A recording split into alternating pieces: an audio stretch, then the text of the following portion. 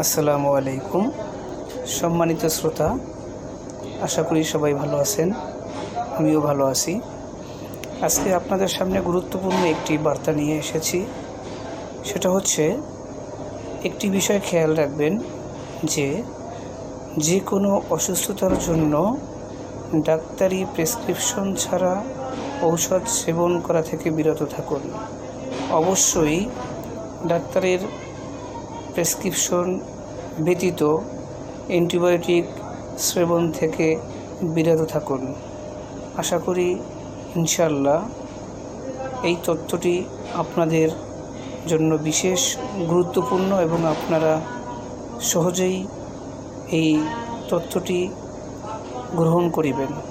স্বাস্থ্যবার্তা পরিবারে থাকার জন্য আপনাকে অসংখ্য ধন্যবাদ। আসসালামু আলাইকুম।